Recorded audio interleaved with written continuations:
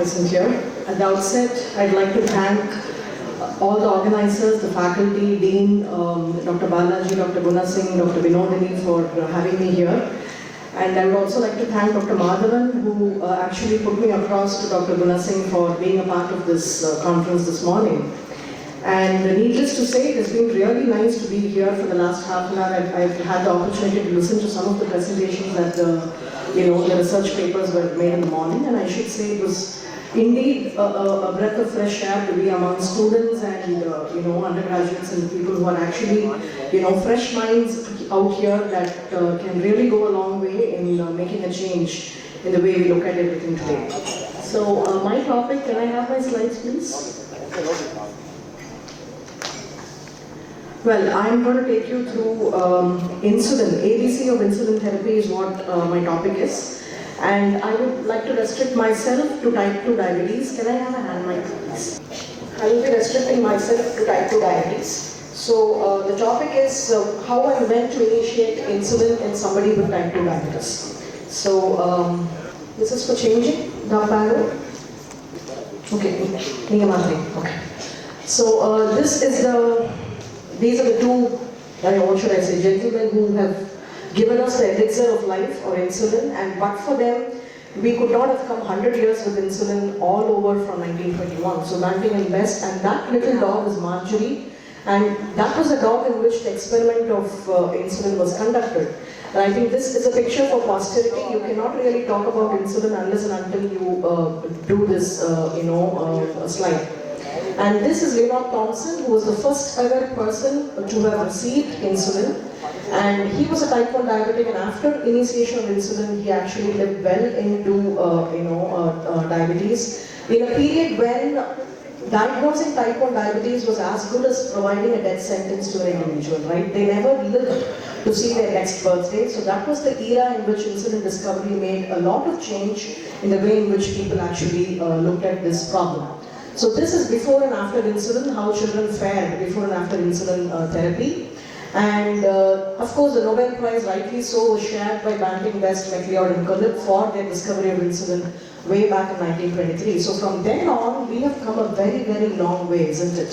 From the initial insulins that were produced to the kind of insulins, the analogs, the designer insulins that we have today, there has been a lot of progress in insulin that we really have to understand a little bit of physiology and also be aware of the different formulations that are available today in clinical practice in order to use this drug so beautifully. Next slide please.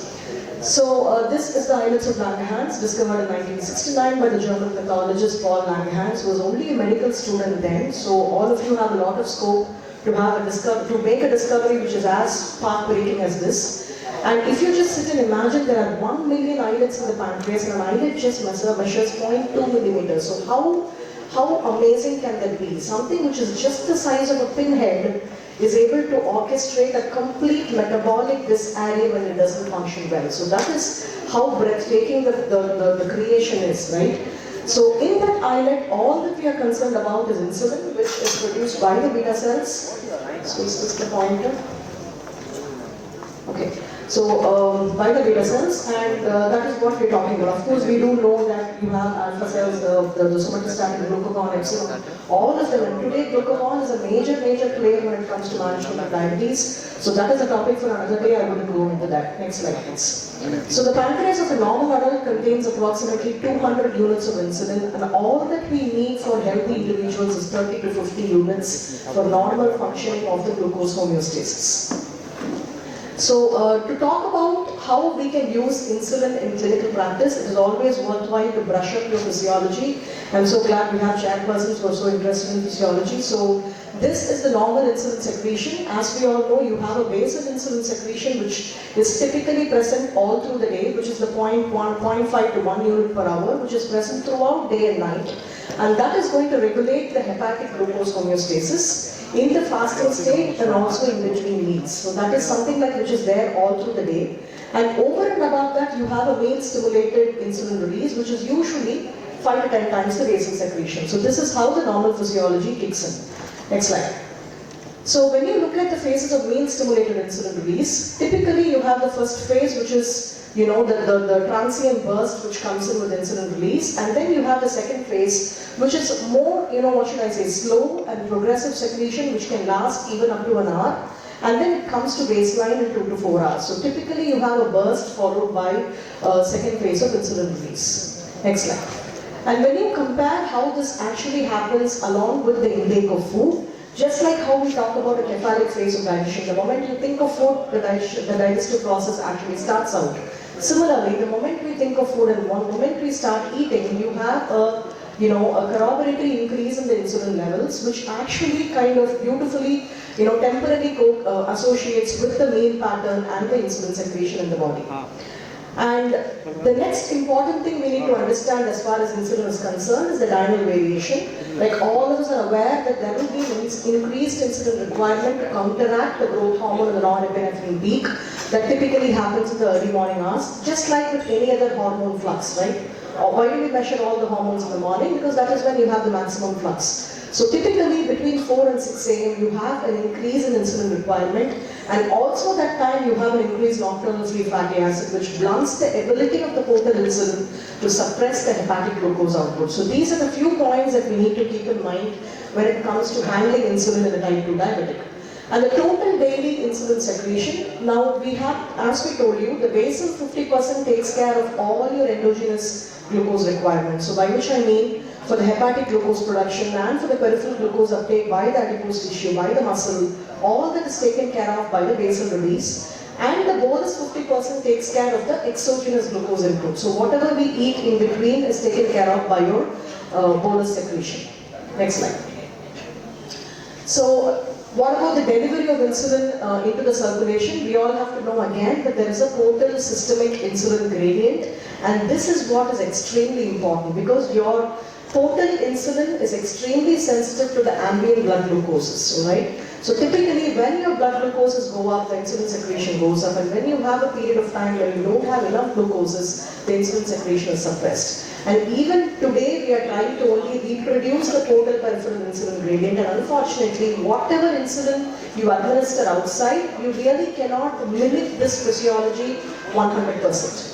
Which is why we still have problems with hypoglycemia and not being able to achieve the correct dose of insulin, is because our designer insulins or our exogenously administered insulin lack the brain that the human insulin has, because it is able to adjust itself to the ambient blood glucose level. So that is what we need to understand. Next slide. And as far as the clearance of insulin is concerned, 50% of the total insulin is removed during the first pass metabolism by the liver, and the rest of it is taken care of by the kidney. The remaining is removed by all the insulin-sensitive tissues, in which the muscles are the most important players. Next slide. So what happens in a diabetic? So all in all, I have told you a little bit about the history and discovery of insulin, a little bit about physiology as it applies to the management of diabetes, and now we'll go on to what exactly happens in a type 2 diabetic. So when somebody has diabetes, characteristically, you have a loss of first phase of insulin release, wherein you have postprandial hyperglycemia, the bolus, the spurt is lost. Subsequently, you also have a loss of second phase, wherein you have a period when they don't raise a response to the kind of glucoses that are actually happening in the body. So that results in hyperglycemia, that the whole problem is because of the blunting of the insulin secretion that happens in normal people. Next slide. So when you actually look at the glucose profile over 2 days in a non-diabetic and compare it with a type 2 diabetic, now the yellow line at the bottom is what happens in a non-diabetic individual, and the one at the top is what happens in a type 2 diabetic.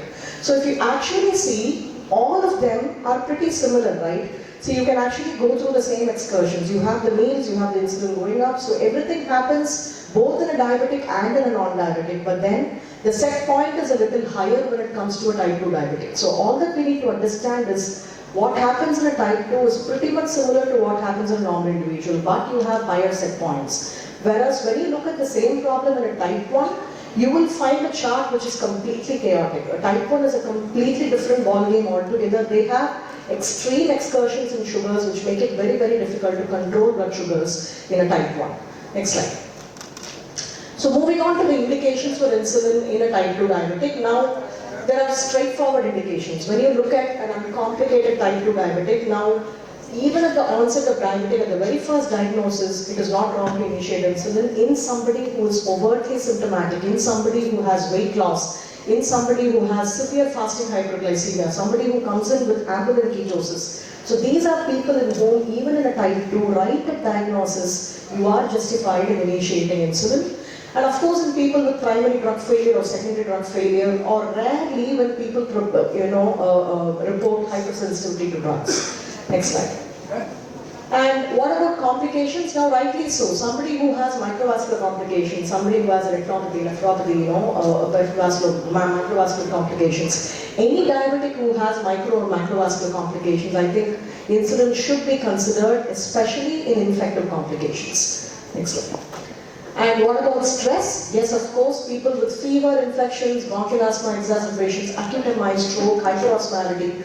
One thing we need to keep in mind, any diabetic who is under your care for an acute stressful condition, whether it is infective or non-infective, it is always worthwhile to give them a brief period of insulin therapy, because that is going to go a long way in the overall morbidity and mortality in this patient. So when you give insulin, you're able to take care of the catecholamine fluxes, the cortisol, the glucagon. Typically, your stress hormones are at an all high when there is an acute stressful condition going on, which is why think of insulin, offer insulin in anybody with type 2 diabetes who is admitted for an acute stressful condition. Next slide. Infections, now I cannot reiterate the importance of infections and diabetes because they are just two in one. Any diabetic, as we saw in a few papers in the morning, is at higher risk of infections. And when it comes to infection, you need to administer insulin to promote wound healing, to control infection, and also to prevent ketosis. So whether they are minor infections or major infections, pyogenic, non-pyogenic, ketogenic or non-ketogenic, always make it a point to administer insulin in any of the patients that come to you with an infective complication. And what about surgery? Whether if it is a preoperative elective surgery, even minor surgery, then it's okay to leave them on oral hypoglycemic agents. If at all their sugars are under control. But for emergency surgeries, minor daycare surgeries, of course you need to take a call which is based on the clinical judgment and the patient in front of you. And pregnancy, now we have an entire topic on hyperglycemia and pregnancy, so I wouldn't spend more time on that. But then of course, right from the pre-pregnancy time, right from the time they think of becoming pregnant, in a type 2 who wants to become pregnant, insulin is the go-to drug, and tight glycemic control is what we want, and continue insulin until lactation and strict follow-up into the so-called 4th trimester, which is the first 1 year after they deliver the baby, is extremely important. Next slide. And other miscellaneous indications are that for pruritus bulbae, hyperlipidemia. Sometimes in non-diabetic individuals with cytopenia or anorexia nervosa, we have been, there have been far and few instances where they have administered insulin for non-diabetic indications. So benefits of insulin therapy, naturally they prevent acute metabolic crisis, quick return to health, abolition of hyperglycemic and glycosuric symptoms, and a sense of well-being. Now you ask your patients in whom you've initiated insulin for any of these conditions, they will actually be thankful that you have put them on insulin because they have an absolute sense of well-being. They have weight gain, they have a lot of energy, the glucose is returned to normal, so all their glycemic symptoms vanish. So generally, people are very, very happy when they are on insulin, especially in any of those complicated conditions, and weight gain is always there. Restoration of beta cell function and beta cell protection, and postponement of secondary failure. Next slide, please. And always remember, insulin always has the advantage of working. So coming to exactly the therapeutics behind how you can actually administer insulin in a type 2 diabetic, generally we switch to basal insulin therapy when it comes to administration of insulin in type 2. Now why is basal important? Because this is a conventional or an intermediate acting insulin such as an NPH or a long-acting insulin analog in somebody with type 2 diabetes who has not responded to either diet alone or diet plus maximum tolerated doses of oral hypoglycemic agents. So how can you do a basal insulin therapy? Next slide. Now, the cause for fasting hyperglycemia in type 2 diabetes is overnight hepatic overproduction of glucose. And kindly keep in mind that this is typically brought about by insufficient overnight hepatic insulinization or the blunting of insulin action because of the increased FFA flux overnight. and glucotoxicity. So insulin becomes the only key which can actually close the hepatic tap of glucose. So which is why basal insulin becomes your go-to choice when you want to initiate insulin in somebody with type 2 diabetes. And why basal insulin therapy? Like I just told you, you're able to take care of that diurnal variation, you're able to completely take care of the 4 to 6 problem that happens with the increased insulin requirement and the free fatty acid flux also that happens that time. So you're able to match that excursion of blood glucose by administering a basal insulin at the bedtime. Next slide. So the characteristic 24-hour glycemic pattern in type 2 diabetes versus health. So this is something we've already discussed. Next slide. So all that we try to target in insulin therapy in a type 2 diabetic is to start steadily and try to maintain consistency. Because you are not running a sprint, it is not that you have just 2-3 months where you have to deal with this disease. No, this is something that this patient has to live for lifelong, right? So you will have to give them a sustainable solution. You will have to give them a solution with which they can actually work on for months and years together. So which is why you are running a marathon with the patient. It is not an overnight control. It is not a 1 month, 2 month affair. You have to handhold this patient for the rest of his life. So all you want to prove to this patient is steadiness and consistency as far as the results are concerned, and that is what you need to reiterate when you initiate basal insulin in your patients with type 2 diabetes. So what are all the different basal insulins which are available in our armamentarium? Right from your conventional insulins, you have human NPH, you have basal insulin analogs, you have glargine, detimir, you have second generation glargine 300, you have degludec. Now all these, right from your human conventional insulins, it can be given BD, the rest of them they act for close to 24 hours. So generally you can get away with a once daily dosing. Next slide.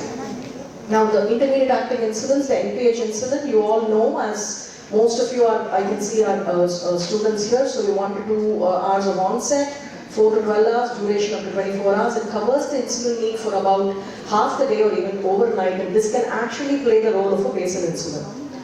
And long-acting insulins, glargine, detimir, degludec, all of them are typically flat or peakless insulins, by which I mean they have a steady state concentration which is present in your blood for 24 to 48 hours. So because of which it can cover your insulin requirement for about 1 full day, and then they are definitely a little lower when it comes to the incidence of hypoglycemia. And how do you go about doing basal insulin? You can start with 10 units per day or 0.1 to 0.2 units per kg body weight given as a once daily dosage at the same time each day. And self-monitoring of fasting blood glucoses can be done once in 3-4 days. Target a fasting of 80 to 130, and you can always titrate the dosage once in 3 to 5 days. And keep incrementing the dosages till you get the preferred target that you have fixed for this particular patient. And you can probably follow them up for a period of about 3 months to see how they fare. Next slide. Now the up and down titration can be 2 to 4 units for every titration that you do. And what is the end point? Can you just go on and on and on? If they're not in control, can you keep on increasing basal till whatever it is? No. Generally, once your basal insulin dosage has reached 0.5 units per kg or a cap in dose has reached, or the patient experiences hypoglycemic symptoms, you will have to stop the basal insulin, or you will have to probably add on the next bolus that is required. Now exceeding the cap can lead to over-basalization resulting in hypoglycemia. Now what are the indications for over-basalization? When the basal insulin doses exceed 0.5 units per kg, or when your fasting drops to less than 70, or there's a more than 50 milligrams % difference between the bedtime and the next morning's values. So these are all certain subtle indicators that you're probably over-basalizing your patient, and you'll probably have to take a step back and redo the entire regimen. Next slide.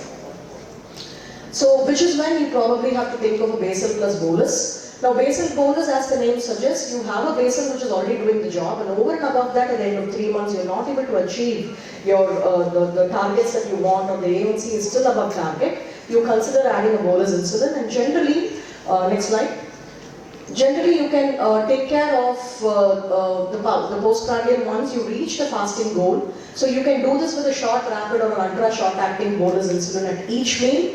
Now the basal insulin meets 50% of the daily insulin requirement, and the 3 pre-meal boluses together can take care of the next 50% that this patient requires. So you can again start with 5 units bolus prior to each meal and titrate to reach the 2-hour postprandial goal of 160 to 180 or whatever you have fixed for this patient. Next slide.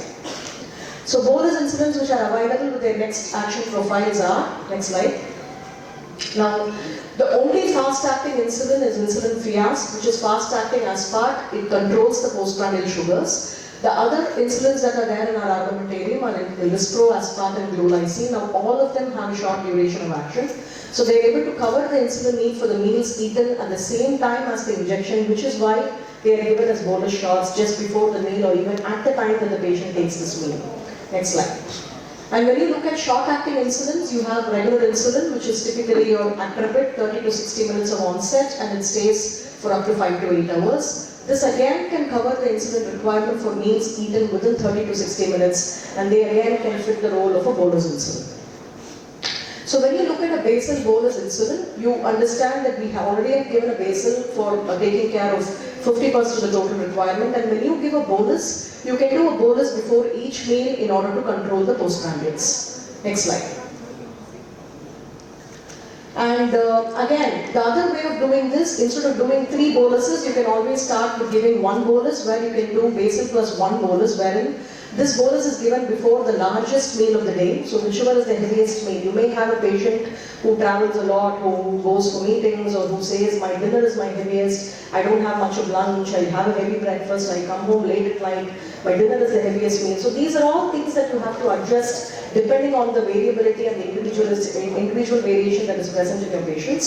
So if that is the case, you can start with a bolus before the largest meal of the day and titrate to reach the 2-hour postprandial goal of 160 to 180 in 3 months. And in spite of it, if you do not have a good HbA1c control, you can always add the next bolus along with the next largest meal of the day. And again, look at the goal, see if your A1Cs are okay and see if your PP is okay. And if in spite of that you are not able to achieve what you want, you can always add the 3rd bolus and go on from there. Next slide. So if all this becomes too much of a problem, your patient says this is too much, my patient is say a 65, 70-year-old who feels I can't do 1 prick in the night and 3 pricks before every meal and keep checking my sugars, it's too cumbersome for me, I can't do too many pricks, you can always go to a premixed insulin. Now premixed is where you have a combination of your short and long-acting insulins. So you have the conventional 30-70 combinations that are there with conventional insulins. And the same thing is available in 50-50 combinations or 25-75 combinations, where the first 30% is taken care of by the rapid acting, and you also have the 30 to 60, the intermediate acting insulin along with the same shot that you administer in the morning. Next slide. So what are all the premixed insulin analogs that are available? You have Humalog mixed 25-75 or 50-50 to do the job. You have Novolog and you have the Rhizodec, which is your Idec, wherein you have the analog insulins in the premixed form. So all of these are available for you to choose and use. Next slide. So when you give a premix, I think it's pretty much the same concept. You give 1 shot before breakfast and 1 shot before dinner, and always try to fix the fasting first. Once you achieve a good fasting control, then you look at the postprandial and adjust the dosages based on that. In spite of all this you are not able to achieve, then over and above the premix, you can also add a bolus insulin. Next slide. So typically, how do you go about the premix? You fix the pre-meal AM and PM, so do a 7 AM and 7 PM and try to get this right first. So do this on insulin, adjust the dose in order to target your blood glucoses around 130 in that 7 AM, 7 AM range. Then you do the titration in order to fix your postprandial. So that is practically how you go about doing your control with premixed insulins. Next slide. Now, you're still not able to do a good control with all this. Always sit with the patient and talk with the patient. There is nothing which is more rewarding than sitting down and talking to your patient. Because if you actually do this, you will find a lot of issues. I've had patients who have not administered insulin at all. They have just taken, because my staff told them that you're supposed to draw like this and inject like this. I've had people who've been on air insulins. All they did is only an empty syringe and injected it. Now it may seem and sound very silly, but only if you really sit with your patient and talk about it, you will find a lot of slips between the cup and the lip. So you will have to do a lot of homework when it comes to, revisiting what these people are doing when it comes to insulin. And of course, lifestyle is entirely a different ball game in our part of the world. Next slide. And always go back and visit the oral hypoglycemic agents. As on one side, when you're not able to achieve control is a problem, hypoglycemia becomes the next problem. So think of titration of the dosages as far as other OHAs are concerned. So metformin and SGLT2s can be continued while the patient is on insulin, whereas secretagogues, I would be a little cautious. I wouldn't really, overdose on insulin secretagogues when my patient is on insulin. Always try to down titrate your OHAs when you introduce insulin. TZDs are good, but increased risk of hypoglycemia, fluid retention, and weight gain. So always think a little before you continue thiazolidinediones. GLP-1 RAs and DPP-4s, again, they can be individually continued but should not be combined when somebody is on insulin. Next slide. So ultimately, all we need to know is there should be diet, exercise, monitoring, drugs, and patient education. All this is important for achieving the target in our patients. And hypoglycemia on insulin therapy is yet another thing. Yeah, I'll be done in 2 more slides. Hypoglycemia, again, always when the patient is conscious, you can just tell them to eat something by mouth, even if it's just a biscuit or just a quick snack, that should be done. Next slide. Next slide. So summary and conclusions. Insulin should be initiated in patients with type 2 diabetes under appropriate indications. There is no one right way to use insulin. I think that is the most important point. All you need to understand is the physiology of insulin. All you need to fix is the kind of dosage and the kind of control that you want for your patient, and choose the drug that you want. It doesn't matter whether you give conventional insulin, it doesn't matter whether you give analog, it doesn't matter whether you give a basic plus bolus or a premix. As long as you're using insulin under appropriate indications, I think half your battle is won. And one-size-fits-all strategy does not always deliver. Individualization of targets and insulin regimens is what is most important. And human insulins are as effective as analog insulins. Larger the volume of insulin injected, more variable is the absorption. Therefore, the advantage of using a more concentrated form of insulin is always there. Next slide. And one of the challenges is the 20 to 30% intra-individual variability in patients' response to insulin injection. Basal insulin therapy cannot be said to have failed until the target fasting sugars is reached. The most important determinant of postprandial is the preprandial blood glucoses, and fasting is an important determinant of glucose levels throughout the day. Patients in whom type control is not indicated is somebody with short life expectancy, advanced microvascular complications, cognitive dysfunction, psychiatric issues, somebody who's frail. Now these are not the patients in whom I want to really drive a HbA1c of 6.5. And hypoglycemia should always be there at the back of your mind, because that becomes the Achilles heel when it comes to management of diabetes. So after listening to all this, I will just go back to this one wonderful statement which I strongly endorse, where in theory there is no difference between theory and practice. In practice there is. So ultimately how you practice insulin is completely your comfort, as long as you get your physiology and your targets right. Thank you very much for the opportunity, I really appreciate it. Thank you. Lakshmi ma'am for this wonderful presentation. And this presentation was highly informative, madam. And it is really a privilege for me to be a part of such a wonderful session. And any questions from the audience? I have noticed one of my patients. The fasting blood glucose was 160. What is the cause for this thing, hepatic crisis? The next question, what is the role of C-peptide? Nobody has mentioned about the C-peptide. What is the role? Is it mandatory to do the investigation for type 1 diabetes or type 2? I think most of the books are not mentioning the C-peptide. When I studied in the Rayapur, that is ICU Hospital, they told about the C-peptide. I have attended many seminars and nobody has mentioned the C-peptide. Is there any role regarding the C-peptide investigation? Can you explain? C-peptide is an extremely important test which we recommend and which we do quite regularly in patients with diabetes. Now we don't talk about C-peptide when we talk about insulin therapy, because C-peptide talks only about your pancreatic reserve of insulin. So in a type 1, C-peptide becomes mandatory for documentation, and in a type 2 also, with an increasing incidence incidence of LADAs that we find. We find a good number of autoimmune diabetes today, even in patients with type 2 diabetes. They kind of change over a period of time to become someone with LADA. So I think the C-peptide is again important to document at diagnosis when it comes to any of your patients with diabetes, at least to have a documentation of the pancreatic reserve. Now again, in most of these patients who are your so-called type 2 diabetics, you may still document a C-peptide which is like 0.7, 0.8, but once the glucotoxicity is over, once they actually get better after 3 months or the A1C improves after a period of time, you can even document an improvement in the C-peptide.